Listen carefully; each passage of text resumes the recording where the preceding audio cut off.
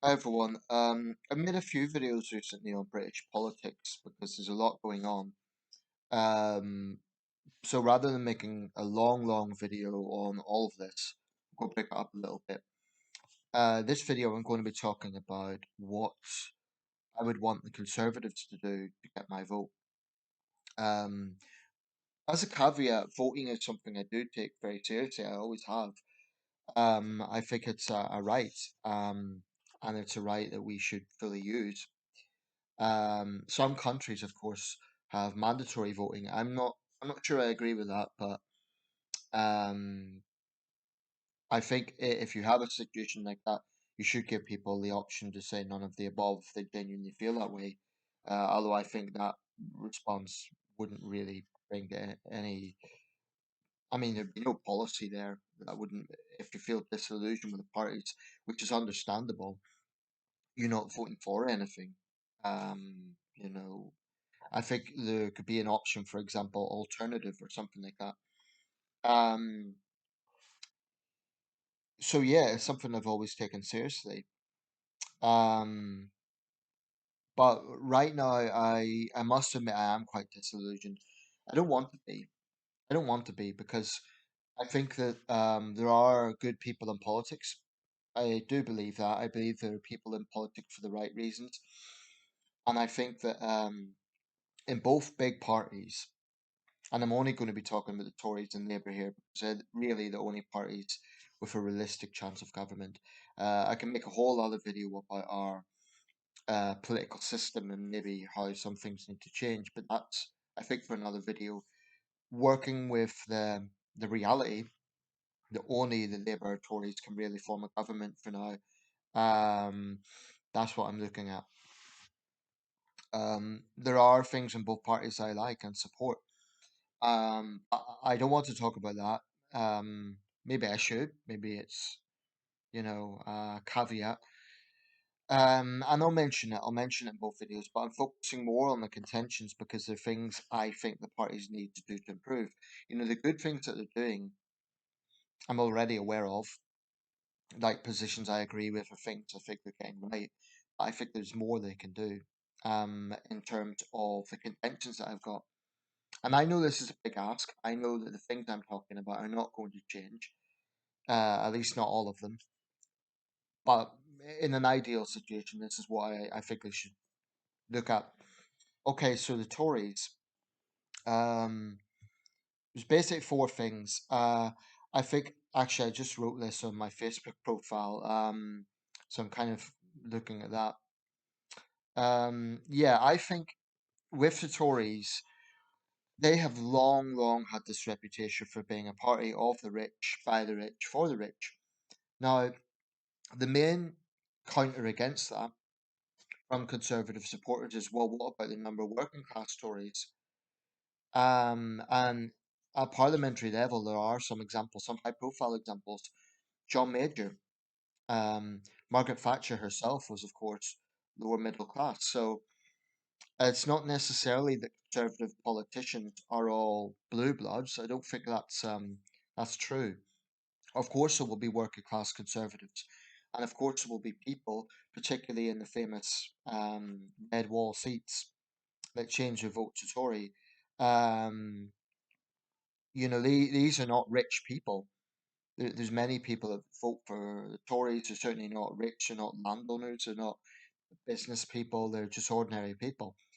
So it's perhaps a bit of a stereotype, but I do feel in my gut that there is fundamentally survival of the fittest mentality amongst Tories. And it doesn't really matter if you're working class, because if you're voting Tory, that's the guiding principle of this party. I believe that if you're successful, you must have earned it, and if you're struggling, well, you must be lazy or you must be.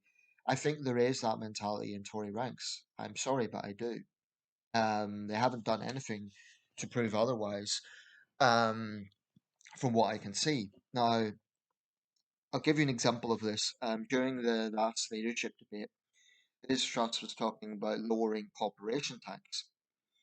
her argument is that if we don't do this, then big corporations will go elsewhere, and that therefore means job loss. Now, on the surface, is practical what she's saying. I understand what she's saying, but that still sounds like, oh, well, we better give them what they want. It sort of sounds like these big corporations, whether they be energy companies or you name it, big, powerful corporations with multi-millionaire CEOs who get massive bonuses. Um, the argument that, well, they could just go elsewhere, it's sort of like, it's almost like they're holding the country to ransom. Like, give us low tax, otherwise we'll go elsewhere. That's what it reads as. And people might say, I'm ignorant about the mechanics of capitalism, but there's a fundamental human perception there that there is something not right about that. At a time when millions of people are struggling, she's sort of pandering to the big and the powerful. I It doesn't give me a good impression.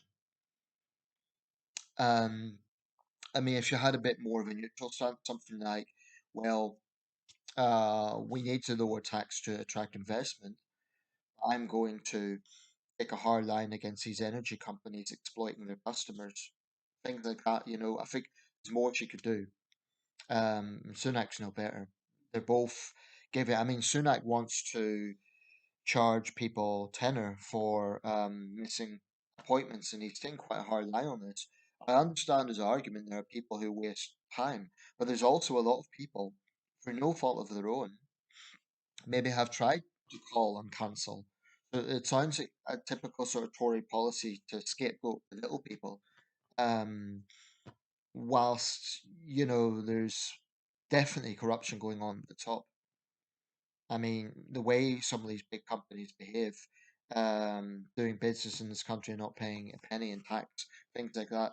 There is a lot of murky things up there at the top, and I don't trust the Tories to have their heart in the right place. I'm afraid I don't.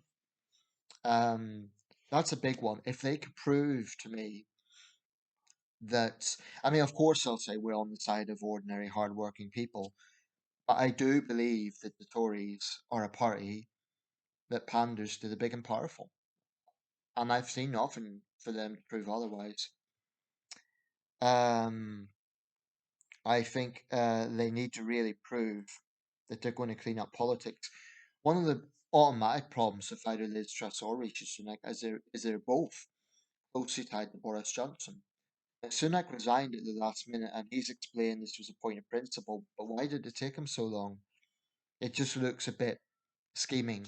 Like, okay, I'll wait to the last minute. Um, he did not resign when the backbenchers were rebelling. He did not resign for months and months and months when all these reports of Johnson's corruption was going on, and Johnson's lies. It just seemed to me to take a long time. I think Sajid Javid has more integrity in that sense. Sajid Javid resigned early on as Chancellor because he wouldn't tolerate Downing Street dictating to him as Chancellor who his staff should be. Um, so there's something about Sunak that people don't trust, and I think that's why he just seems a bit scheming. Um, Liz Truss obviously didn't resign, and I know she's in a difficult position because she's still Foreign Secretary.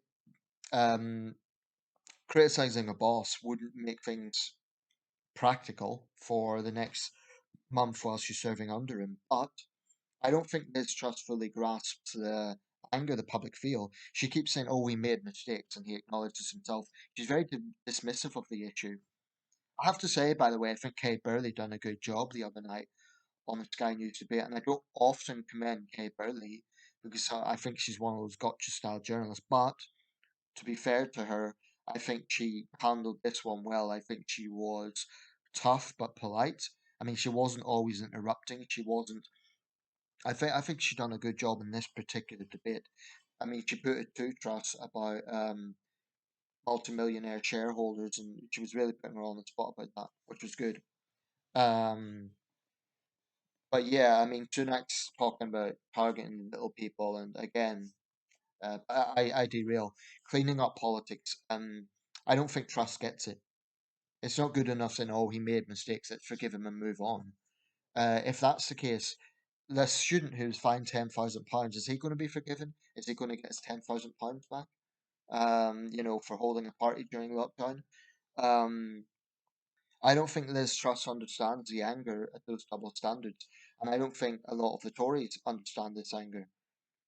They're very much like, oh, it's just a plot to bring down Boris, or stop whining, move on. Now, I wasn't in a position of losing a loved one, but millions of people did. Millions in the, well, extended families. I probably shouldn't say millions, but 160,000 roughly dead from COVID. You're going to expand that, put it this way, a lot of grieving families. And I just think that if she doesn't understand, or she can't appreciate the anger from the perception that there's one rule for Tories and another rule for everyone else, she's not in touch.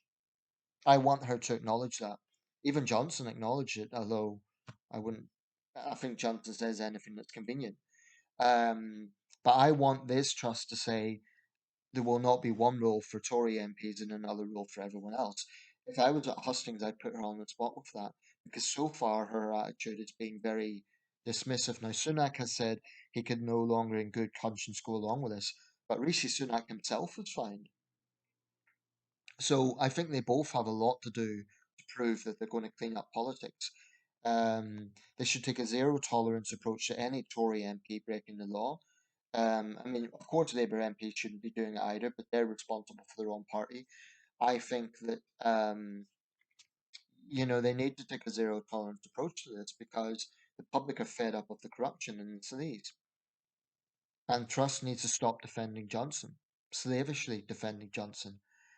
Whatever achievements he's had, the whole point of this leadership election, in fact, the whole point she's standing, is because Johnson resigned. And if she really wants to defend him so much, then why is she standing to be his successor? It just seems a bit. If she hasn't resigned, I suppose she can say, "Oh well, I didn't stab him in the back." But if she doesn't believe in his resignation, why is she standing at all? She needs to address that. What else? Yeah, I think they need a much more compassionate attitude to those struggling in society, namely the homeless, the disabled, the unemployed. The Tories have a bad track record in this, whatever way they gloss it over. Whenever a Tory government is in power, rough sleeping increases. That's just the reality. Those cuts that the Cameron administration made had a very, very deep impact on society, to public services, police numbers, and so on. And I'm not saying all the problems of society can be blamed on that, but I think a lot of them can. Um, and I think the Tories have a lot to answer for in that regard. And again, when those cuts were being made, it wasn't big corporations and so on suffering. And I'm no red flag carrying lefty, but it's just a basic principle of fairness. Um, so I'm going to expand a little bit more on this. I mentioned the fact that rough sleeping increases on the Tory watch. They need to address that, and not just by punishing the homeless. Now, I know it's a complex problem. I'm not saying there could be a magic wand and this could be easily fixed.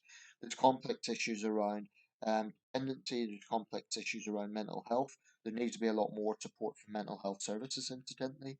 And also the cycle, whereby if you don't have a home, you can't open a bank account, things like that. I think it was either Nationwide or one of the big banks, to their credit, um, have changed the situation where they made it a bit more flexible, but a lot more needs to be done. I mean, there's rough sleepers in my city. I'm not saying there's a magic wand, and it isn't as simple even as just giving them an empty building. There's a lot of other issues to address, but it's a social ill, and it needs to be addressed. Um, the disabled, again, there is not anywhere near enough support, for example, for disabled people, for carers for that matter. I think there should be a lot more support for carers. This is very much an area that needs funding. Of course, everything needs to be paid for. I get that, but it should be a priority.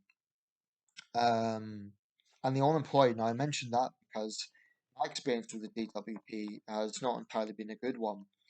Um, I have a few points in my life had to rely on it, and I'm very grateful that we have a welfare system in place.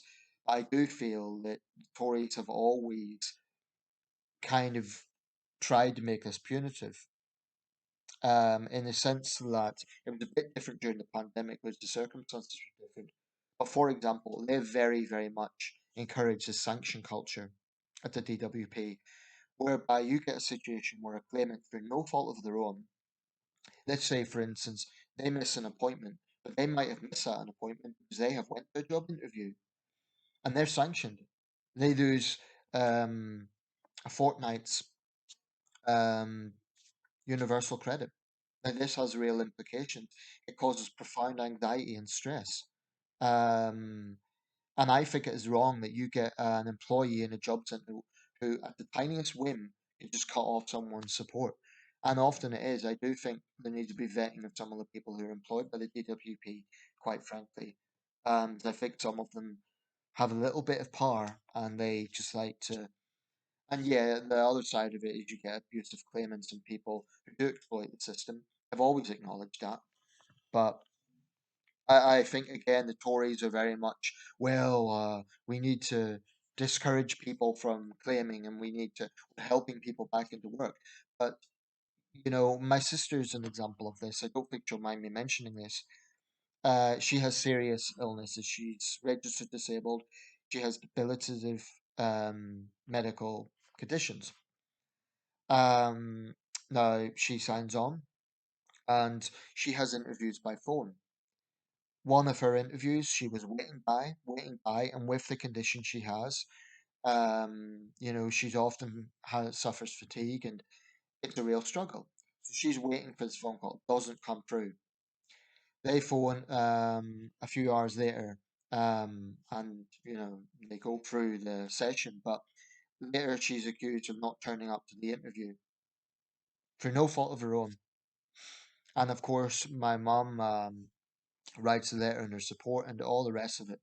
But you have these bureaucrats who just make these draconian decisions on a whim, and I think it's a disgrace. I don't trust the Tories to do anything about that because it just doesn't fit the narrative, but that's what I like them to do. Um, so I think this sanction culture at the DWP is a disgrace. Of course, you need a deterrent for people who abuse the system, but not by collective punishment, not by punishing people on a whim. If you have someone, for example, let's say you have someone who's claiming thousands and thousands of pounds for 8 children by 3 different partners. Yeah, he's probably going to need scrutiny. If you have a woman who claims that she's can't walk and then she's seen playing tennis, yeah, she's clearly frauding the system. I've no issue with those people being targeted. The problem is you have people who are being unfairly sanctioned. On a whim. And it's very, very difficult for them to appeal and stand up for themselves. I think that's a disgrace. Labour, it's one of the very few things I'll give Corbyn credit for. I think his foreign policy is a disaster, but he did have a more compassionate attitude to this, and he's one of the few leading politicians who did. So I have to give him that.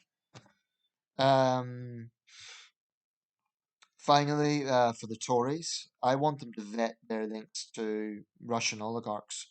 I think the Conservative Party is far, far too cozy.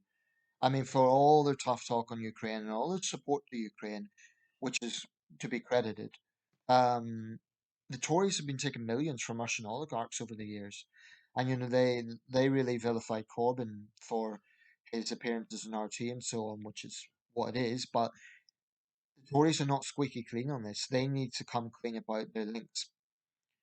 Who are these people giving them money? What are the connections to Putin? Why are they accepting those donations?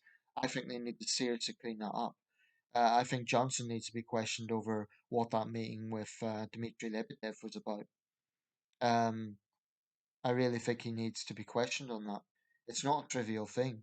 Not when it came on top of, I believe it was a G7 summit or a NATO summit. What is that about with no advisors present? I mean, Johnson is a corrupt figure in my opinion. He's a liar, so he needs to be put on the spot with this. Right. Well, that's it basically. Those are the areas I think that they're my main contentions with the Conservative Party. I'm sure there will be other things. And this is not just big bash the Tory session. There are a lot of things I like about the Tories. I do think they're stronger on national defence. I like the fact that they speak up against divisive woke politics. I think that they are patriotic. I think there is a certain stability that you get from some of these policies, and I don't know. There's things I like about them, but the big focus on this video has been on the contentions.